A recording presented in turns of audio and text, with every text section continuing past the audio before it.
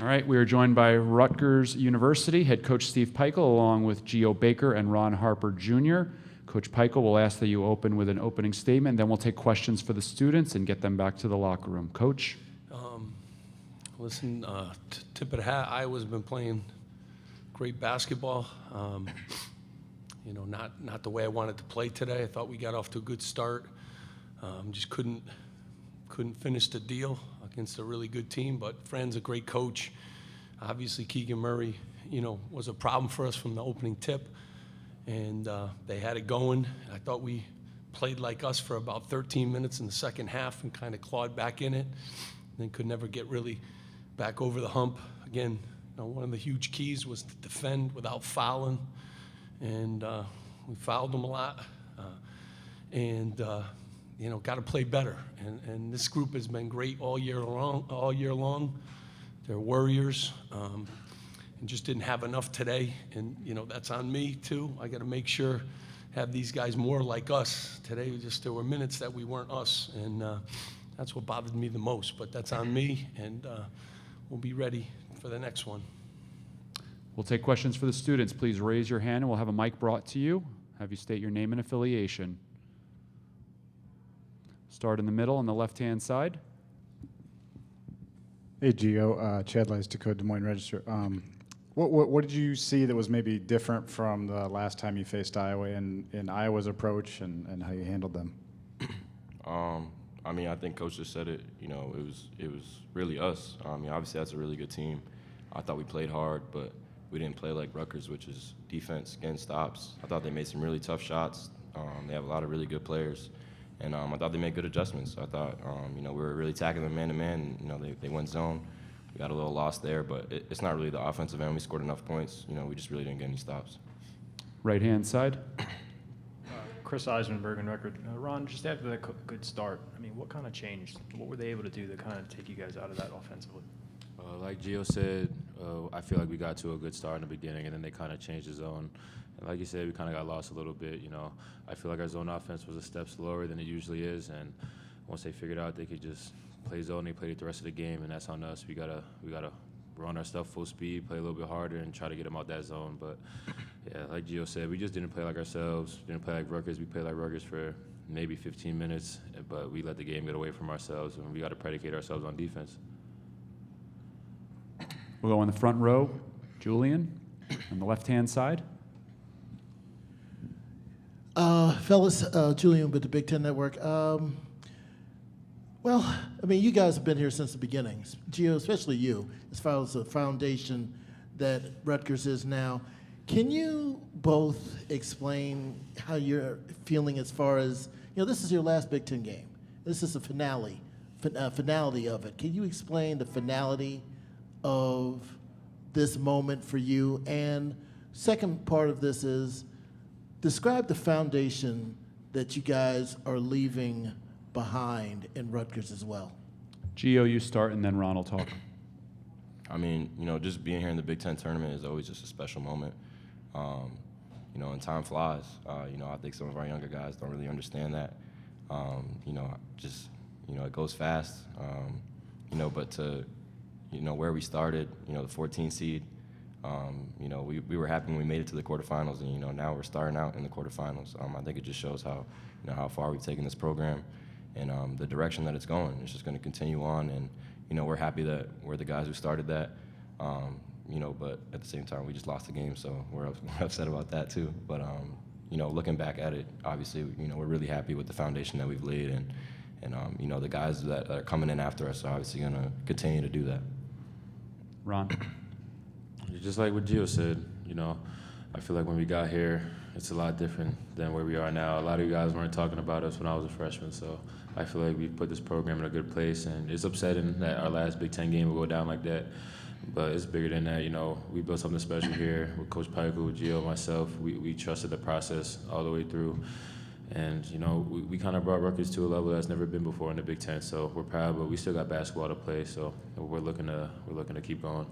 Take two more for the students on the right-hand side. Hey guys, Steve Pikiell, NGN.com. If you could deliver a message to the selection committee that will be making this decision for the tournament, what would you say to them now about this team? Ron, go ahead. Man, if we're not in, I don't know what to tell you, man. I feel like this team has proved itself, we've gotten better day in and day out, and every time we come off a tough loss, we always bounce back. So this team definitely deserves to play in March, and we're a great team, and I feel like we can make a lot of noise in March. So we're just gonna hope the selection committee sees us through, but we feel like we should definitely be playing. Geo, anything to add? Yeah, pretty much what Ron said. I mean, finished top 4 in the Big Ten, beat the other 9 teams who are going to make it too. So I feel like we're in a good position. Any other questions for the students? All right, we'll let you guys head back to the locker room. We'll continue with questions for Coach Pikiell. If you have a question for Coach, start with Steve over there on the right-hand side. Steve, overall thoughts on the officiating and what happened with Dave Van Dyke getting the 2 technical Yeah, fouls? I don't know. I'll have to find that out. I mean, a lot of stuff going on right now. There were a zillion technicals. It's on me. So we got to do a better job, and that's on me. But I have no idea. I'll figure that out after. I'll sift through it. I'll talk to some people. Go to the left-hand side, third row. Tom Kickert, Hawkeye Report. Coach, wanted to ask you, the development of Tony Perkins for Iowa, how has that changed the team since you guys first saw them? Well, I mean, first of all, they're a really good team. Fran does as good a job developing guys. I mean, we held them to 46 points the last game, and I think they've improved obviously a ton. Keegan Murray, is a problem. His brother's really good too. Perkins can go downhill and get in the lane and make plays. But they got a lot of guys that can contribute, and he plays a lot of guys. So this is a team that's playing really well right now. I really thought we scored plenty of points to win. Our defense just was nowhere near it needed to be. 20 points in transition, and then we gave up a zillion points from the foul line. So can't beat a really good team like that, playing defense the way we did. But Perkins is a really good player, and they got a lot of really good players. Bohannon's a problem. They got a lot of answers. The McCaffreys are good.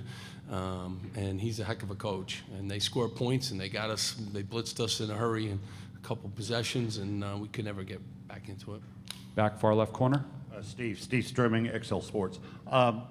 First off, congratulations on the contract extension. And secondly, last night I was hitting all behind the arc all night long. Tonight, they went right into the paint to you guys, and you had a hard time stopping that early on. I think the second half you changed a few things. You want to talk a little bit about that? I mean, we had to make some changes. I mean, I just really thought, they blitzed us in transition. We talked about it all week, too, transition defense, and they got that early. They got some easy baskets and some dunks. And we doubled down the low post a little bit. We just started playing, Rutgers defense. We had a stretch there for like 13 minutes, kind of made it a little bit interesting, but couldn't. To their credit, they made the big plays. We missed a dunk. We missed some shots that we had to make at that point in time because we had spotted them, so many points. But, that team's playing really well right now, and they got it going for that quick minute once we kind of dug back into it. But, tip of the hat to them. Right-hand side, third row. Steve, Brian Fonseca, NJ Advanced Media.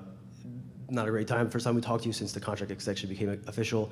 I guess, one, what does it mean to you for Rutgers to trust you to extend your contract? And two, the terms, $15 million buyout, the added years, is that you also saying that you're committing to Rutgers for the long term as well? I think, I took the job 6 years ago, and I committed to Rutgers. I love Rutgers, and it's a great place. I'm thankful. My staff has been great. I work for a great president who has the same vision that I do. An unbelievable conversation with him. I have Pat Hobbs, a great athletic director. We're building new facilities. We got a brand new practice facility, so a lot of great things, and I've loved Rutgers. I love that they gave me a chance. I want to make this a program people can be proud of. Obviously, we were 14th place when I took over the job, and we were probably closer to 20th place in the league, and we've moved up and done some good things, but, we still got a lot more to do, and so I'm just thankful and appreciative, that they're trusting me with the program, and I'm going to do a great job, and I'm thankful for my staff. I got a great staff. Brandon Knight is good a coach. Carl Hobbs, T.J. Thompson as there is in the country. So very thankful for those guys, and obviously my players. I think that they're awesome. This team has been the best team by far I've coached in 6 years. They come to practice. They got great approach.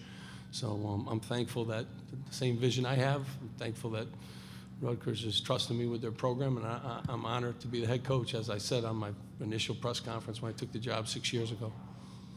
We'll go all the way to the left-hand side, third row. Hi, Coach. Ryan from Greater Than the Game. With under a minute left, your team is still fighting, still playing defense, still forcing turnovers. What does that say about the character of the group of guys that you have? I mean, you know, we've had to fight for 6 years, so we're going to continue to do that, and got a group of guys that have done that, and no matter what the circumstances, I want our team to keep playing and try to play the right way and finish the game, you know, and you know, they showed a little bit of that at the end, a little bit too late, but you know, they finished and they played hard till the end. Back to Steve on the right side. Steve, are you concerned or are you confident about Sunday? I can't be any more confident. I think we can win games too. So if you're playing this league, I don't know if people realize this league, every single game, all the ranked teams, and the teams that aren't ranked are only not ranked because they're losing to ranked teams. And the gauntlet of this league and what our guys had to do and play through, and I think we're playing well too at this time of the year. So, you know, we get that great opportunity, and if we do, we'll take advantage of it. All right, we'll finish with the question in the back left corner. Steve, one more question. Geo and Ron talked a little bit about it, but from your perspective, I know how much Geo meant to you getting him in this program, and then Ron also. Talk about the sacrifices that all you guys did together to get you where you're at. Come Sunday, you'll be in the NCAA tournament. That group, you know, Geo said yes to us. We didn't have any winning streaks. We didn't have a brand new facility. We didn't have a lot of tradition, especially in this conference. And he's made the dean's list. We sell out every game now. You know, we can compete with anybody. And his development has been unbelievable. He was the 414th recruit in the country, and he's going to end his career as one of the all-time, you know, great players, along with Ron Harper and, you know, Caleb McConnell's Player of the Year in this great league. 14 teams and a lot of great defenders. Those guys said yes, you know, when the program wasn't in that kind of place, and forever, you know, indebted to those guys. But they did it the right way. They represent the program the right way. You know, great students. You know, great kids, and you know, real proud of them, and forever be indebted, you know, to those guys. All right, thank you, Coach. Thank you Appreciate so it. much. Appreciate it.